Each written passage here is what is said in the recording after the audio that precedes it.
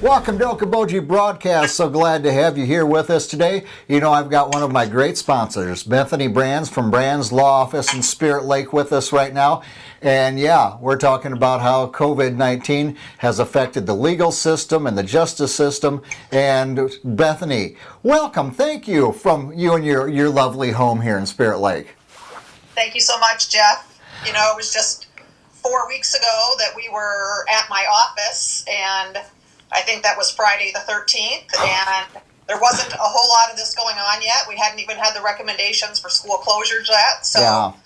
You know, like everybody, we're all surprised at how fast this thing has changed our lives. Oh, you know, and the terminology we've picked up from, you know, I've never used the term social distancing before about 3 or 4 weeks ago, and I was talking to administrators from the schools today, and it was distance learning. As like all these things that have come into our vocabulary in just the last month, pretty incredible. But with the impact of COVID-19, are you personally and for your practice, how are you dealing with things, Bethany?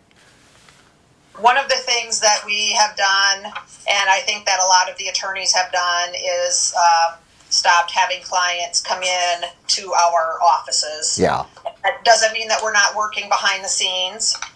Some of us are working from home. Some of us are still going into our offices daily and just limiting who can come in from the outside. We're all taking extra precautions that way. Yeah.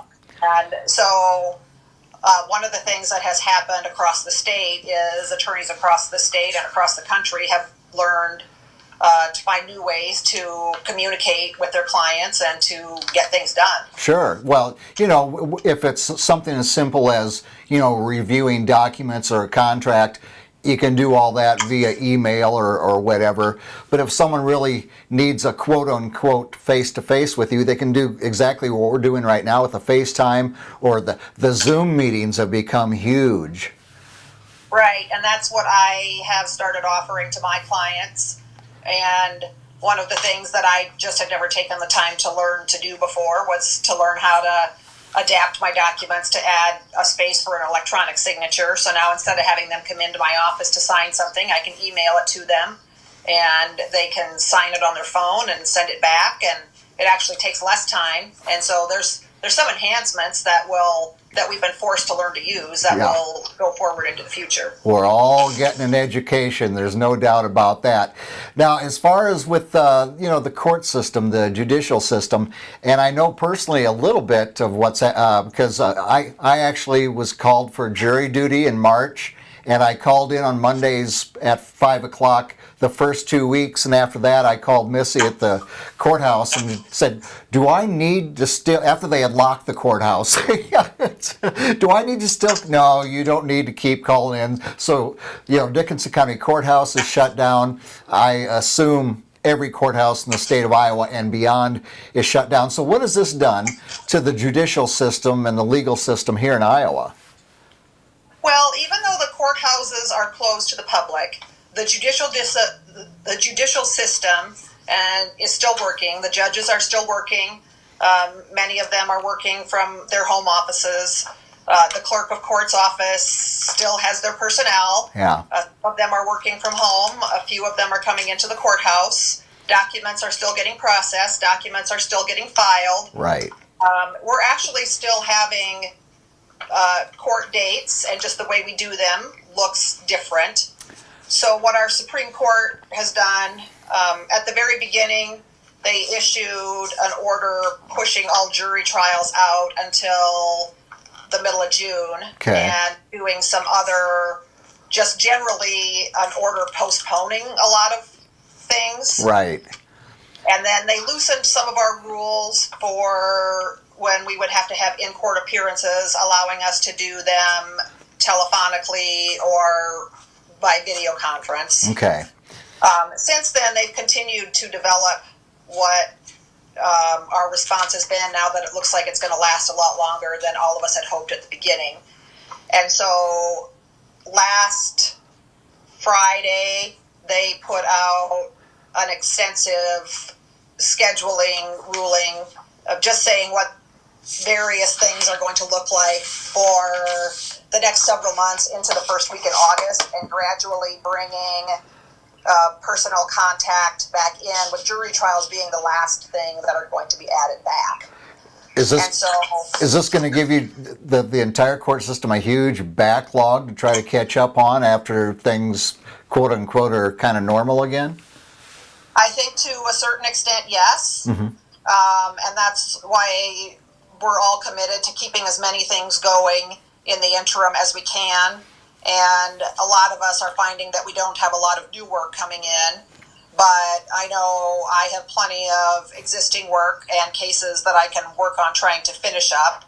So a lot of us are working on existing matters, and we're able to take all of our continuing education requirements online. That was a change that they made. Okay. And so I've been doing a lot of continuing education because the laws are changing so rapidly that, you know, with all of the economic stimulus packages and how that's going to affect our clients. And I do a lot of work in family law. Right. So that brings up a lot of questions about, you know, if we're getting divorced, who gets the stimulus money? Right. And how do we divide that, and stuff that we, you know, maybe thought we had addressed already is coming up as an issue again.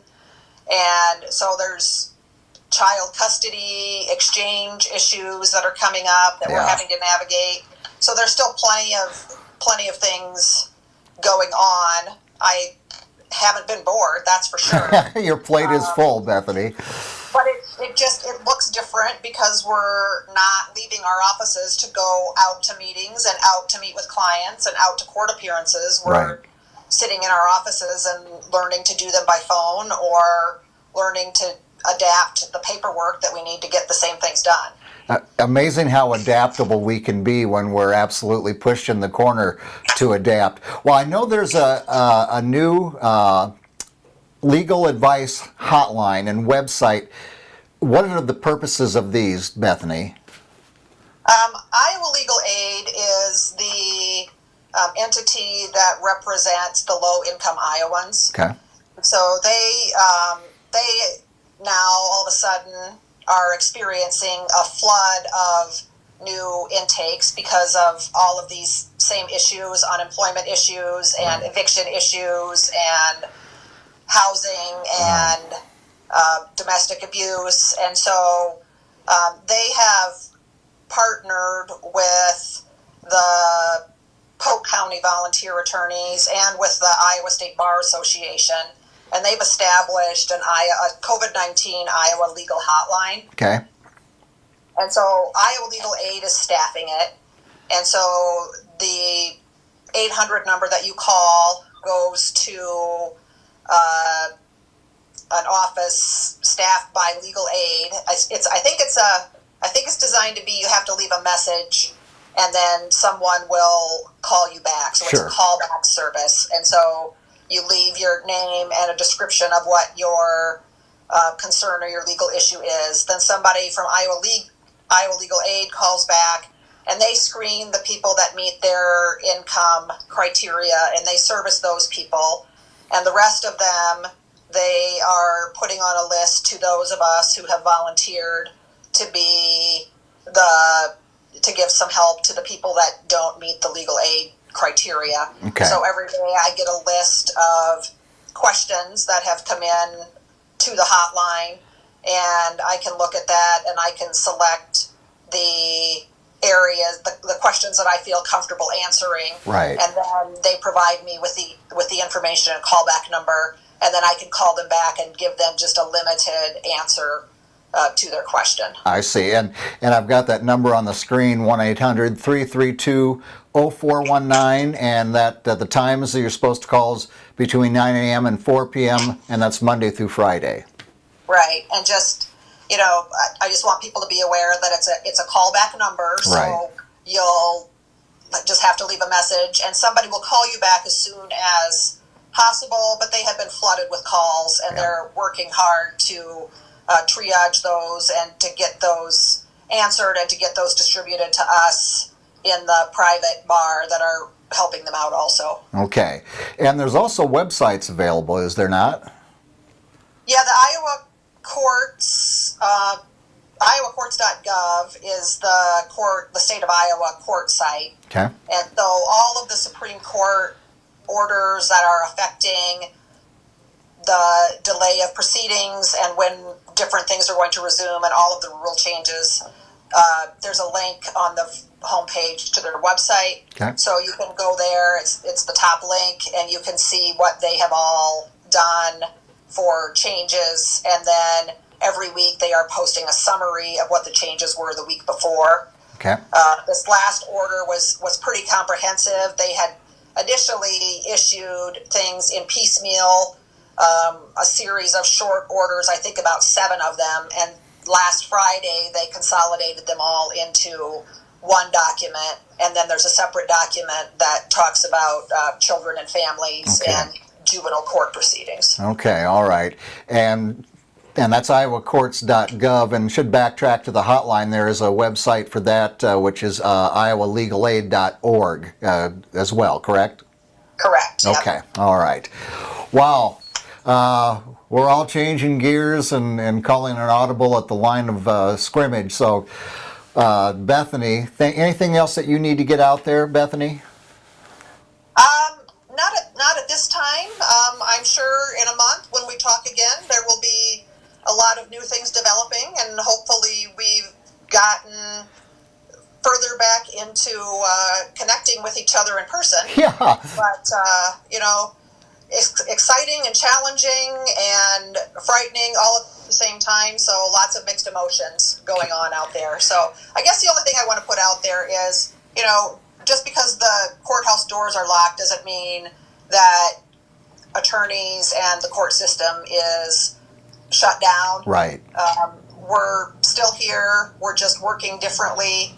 And so be persistent if you have questions about trying to reach somebody, because the resources are out there.